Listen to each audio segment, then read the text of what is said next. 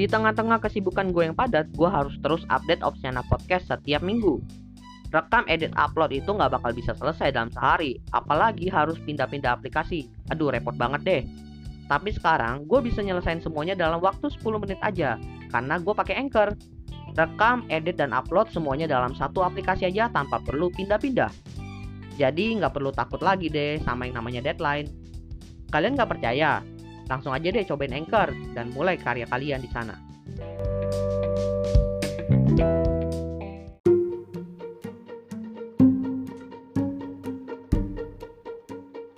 Selamat datang di Tutup 2022. Episode ini adalah bagian dari tantangan 30 hari bersuara 2022 yang diselenggarakan komunitas The Podcaster Indonesia. Selamat mendengarkan.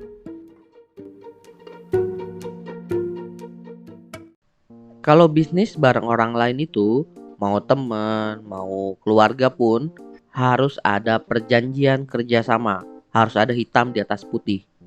Well, sebelum mulai, karena episode kali ini bertepatan juga dengan Hari Natal, gue pengen ngucapin selamat Hari Natal buat teman-teman semua, terutama buat teman-teman yang merayakan ya. Jadi di episode kali ini gue lagi pengen ngebahas tentang perjanjian kerjasama dalam bisnis.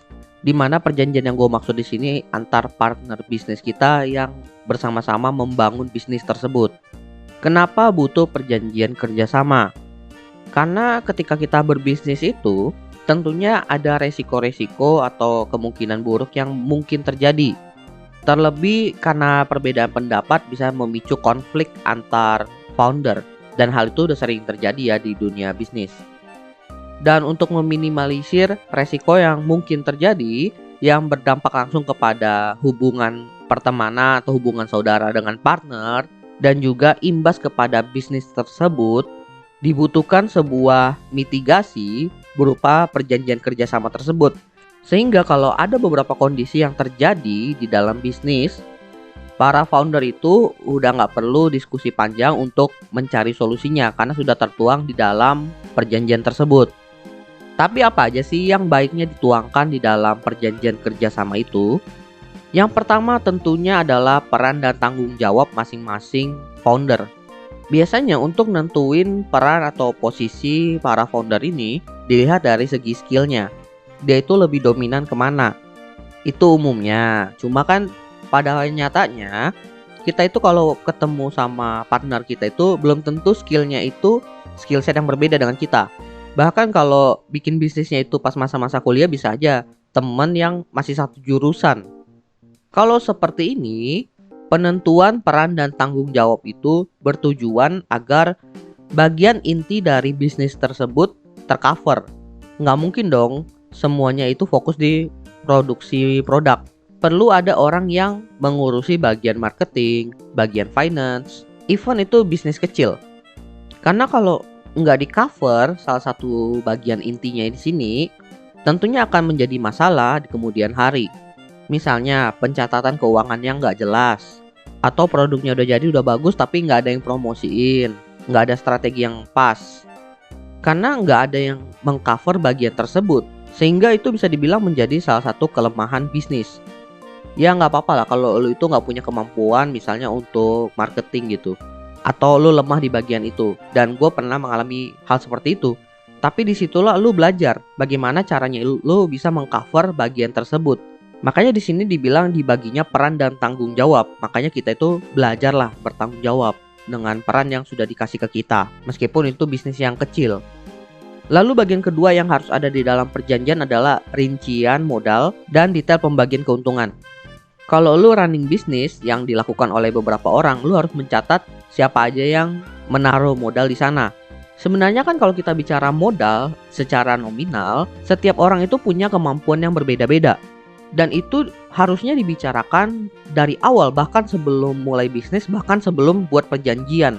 Agar nantinya di dalam perjanjian tersebut, kalau sudah disepakati atau disetujui, ya ditulis di sana. Dari sini juga tentunya nanti akan mempengaruhi dari segi persentasi saham yang akan berdampak kepada pembagian keuntungan nantinya. Sebenarnya untuk persentase kepemilikan bisnis itu, gue agak kurang setuju kalau dihitungnya dari modal tok.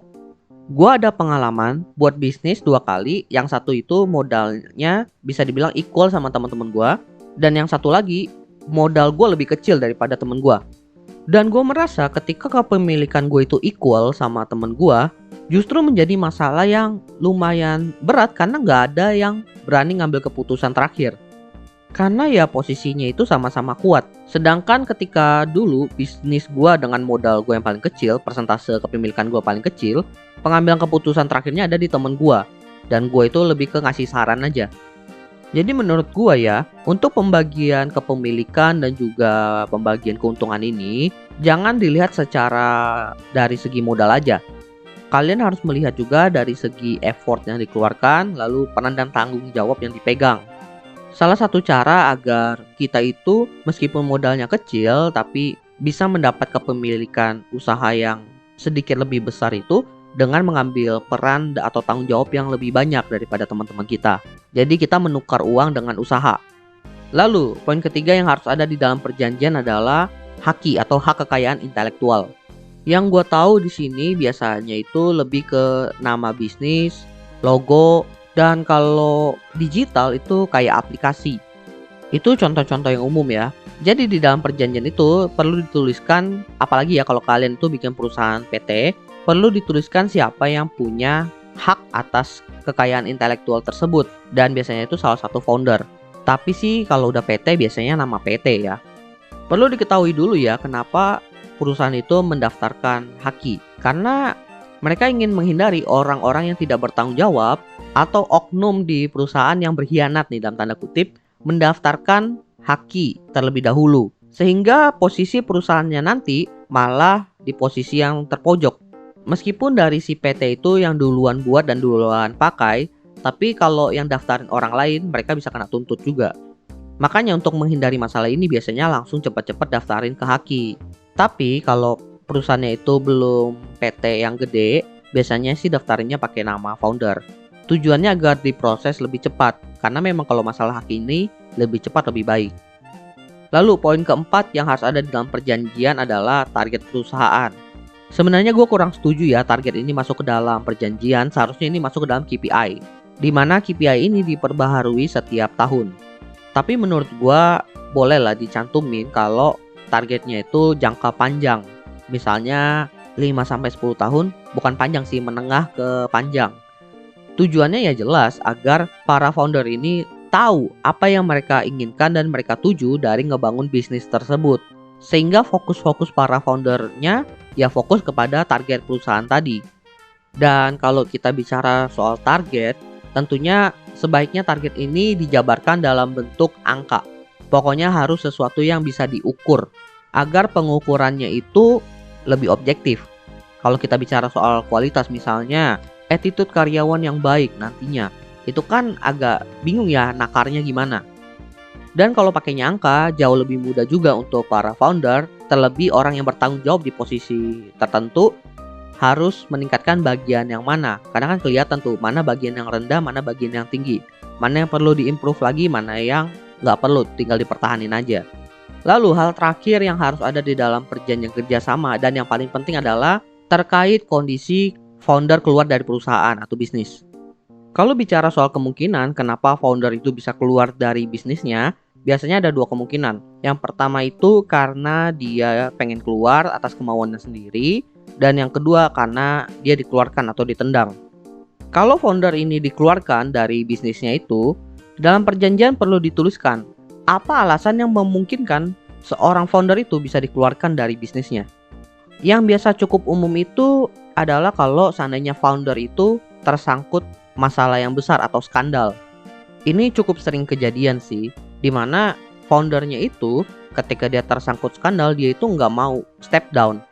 Dan memang biasanya sih para founder ini megang jabatan penting juga di perusahaan mereka. Makanya dari sisi investor atau partnernya yang lain, akhirnya voting untuk mengeluarkan si founder yang bermasalah ini. Kemudian alasan lain founder itu dikeluarkan dari bisnisnya karena memiliki kinerja yang buruk. Kinerja buruk di sini itu bukan berarti perusahaannya itu tidak mencapai target, melainkan si founder ini melakukan hal-hal tidak bertanggung jawab secara baik terhadap perannya di perusahaan. Misal menggunakan uang perusahaan untuk kebutuhan pribadi, atau ketika running bisnis gitu bareng teman-temannya dia cuma ongkang-ongkang kaki, nggak kerja. Hal seperti itu kalau dianggap sudah sangat mengganggu, terlebih untuk growth-nya perusahaan atau bisnis mereka, para founder itu bisa voting agar si founder yang tidak bertanggung jawab ini dikeluarkan dari bisnisnya. Itu contoh kondisi yang perlu dimasukkan ke dalam perjanjian apabila foundernya itu memang bermasalah sehingga perlu dikeluarkan. Selanjutnya, perlu dimasukkan mitigasi yang dilakukan ketika salah satu founder itu keluar.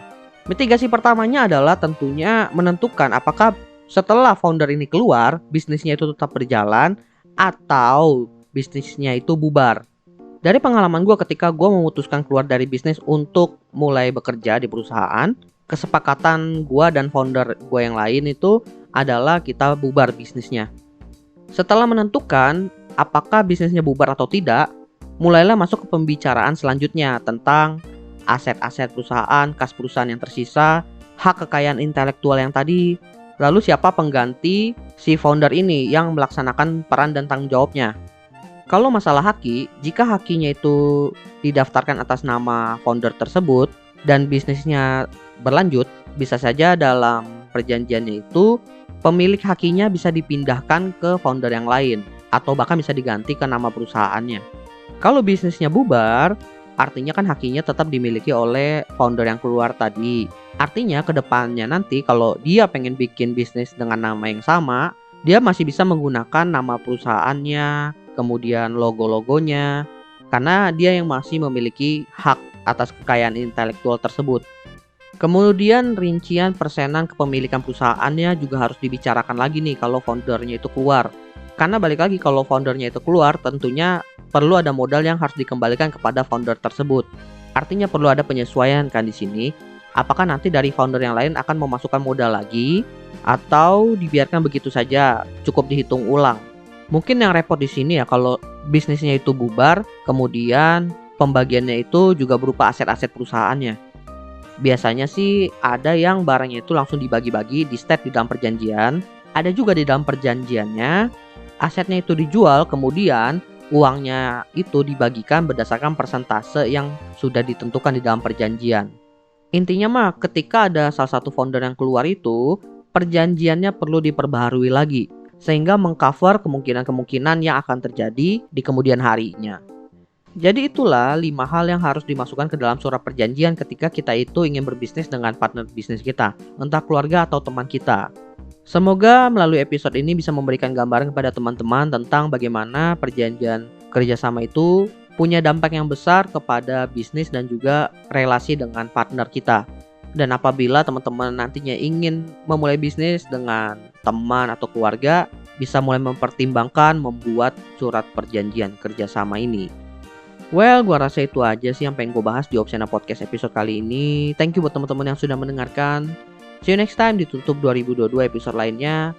Bye semuanya.